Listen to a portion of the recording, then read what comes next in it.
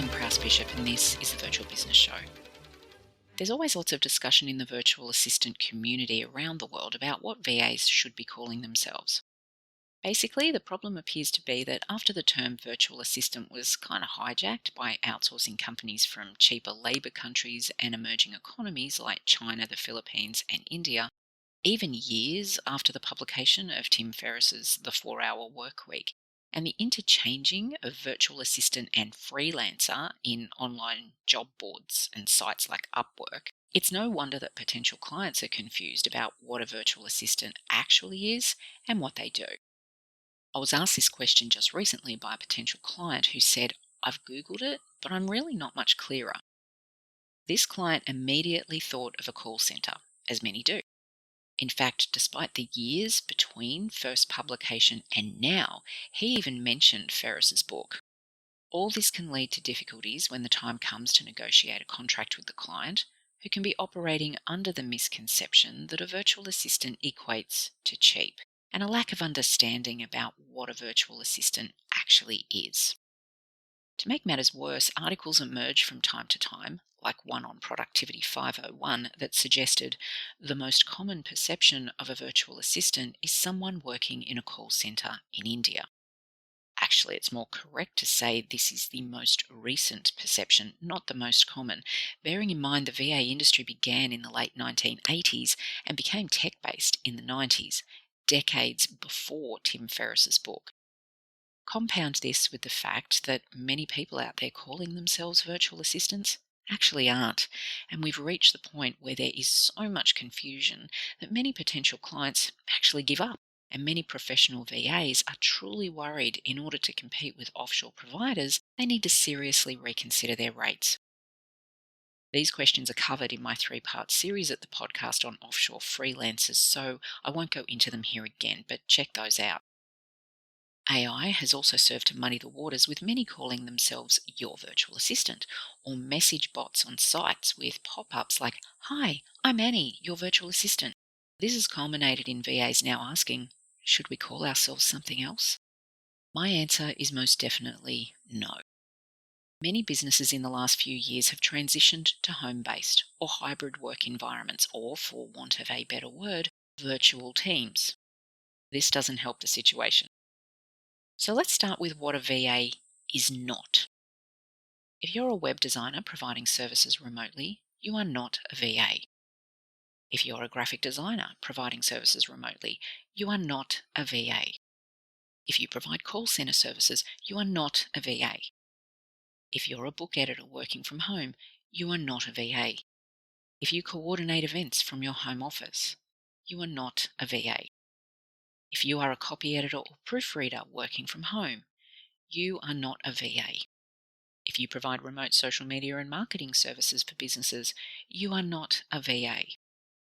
If you run a team of people providing remote services of any kind to clients, you are not a VA.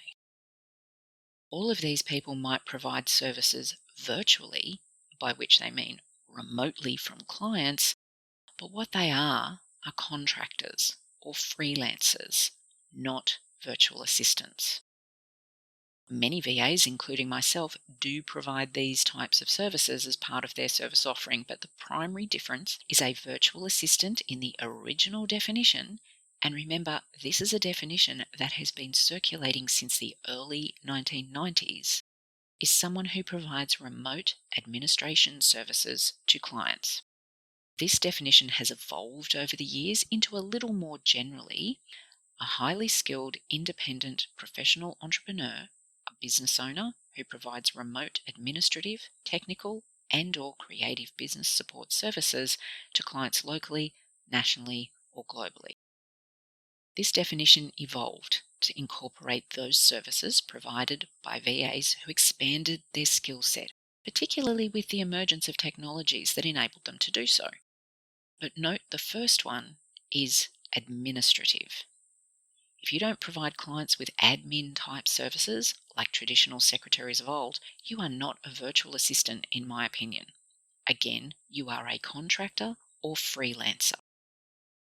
It's worth remembering that the VA industry has been around in some form since 1981, when the Association of Business Support Services International began to support work-at-home mums in the US.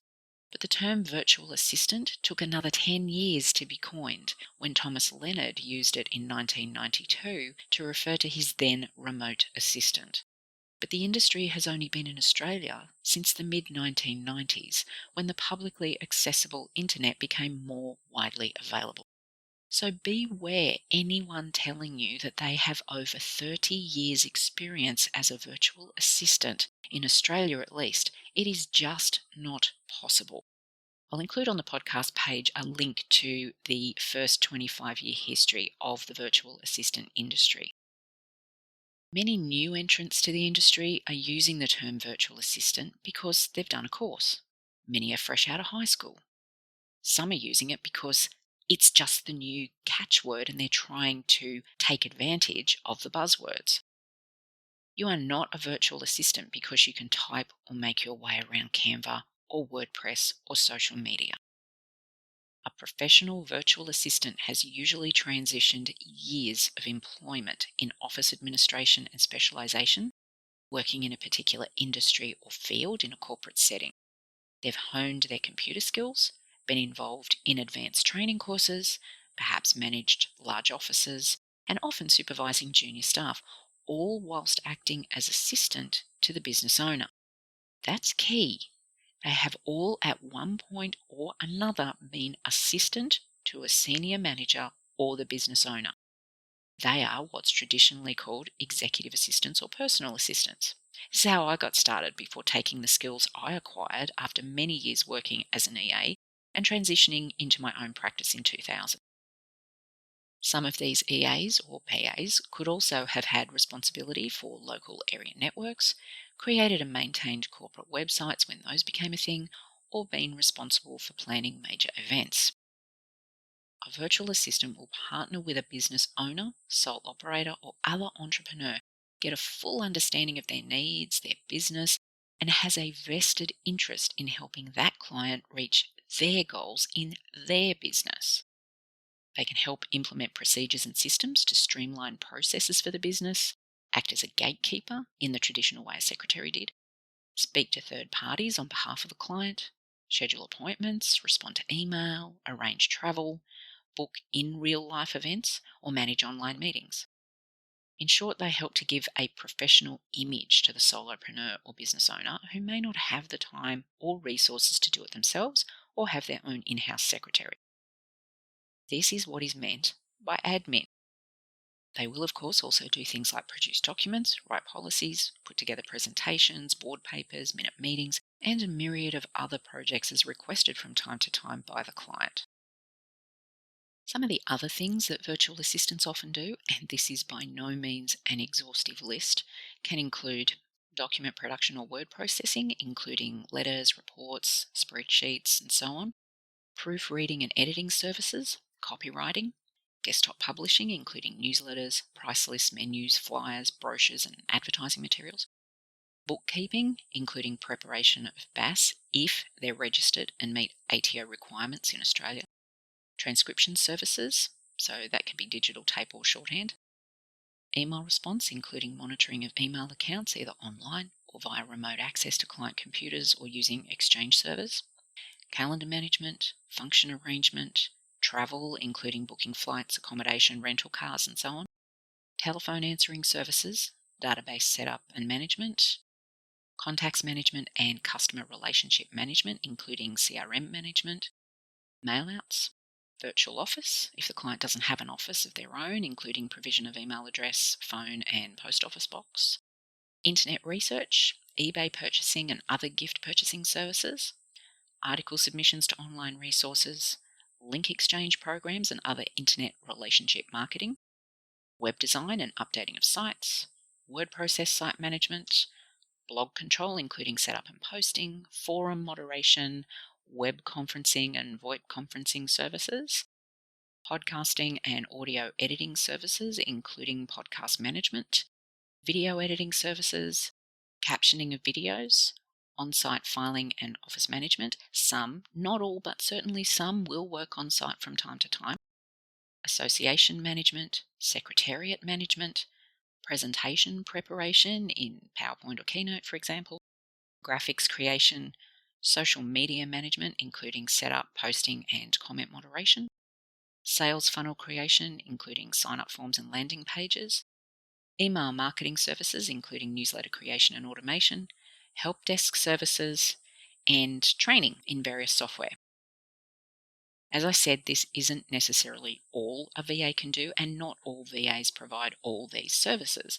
So if there's something you're not sure a VA can do or you'd like done but isn't on the list I just provided, simply ask. They'll let you know if it's something they can do, feel comfortable doing, or would like to do. And there isn't much a VA can't do. So this is what sets a professional virtual assistant apart and differentiates them not only from freelancers, but from offshore service providers. My belief has always been that education is the key, and education not just of potential clients, but also for anyone wanting to enter this industry.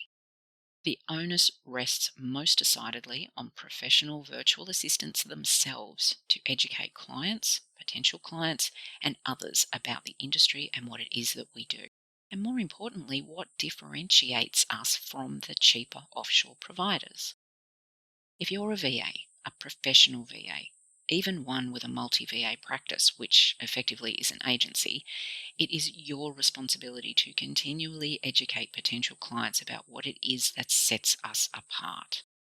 If you want quality work with quality clients who value what you bring to the partnership, then work towards setting yourself apart. Remember, it's never about the money once the value has been established.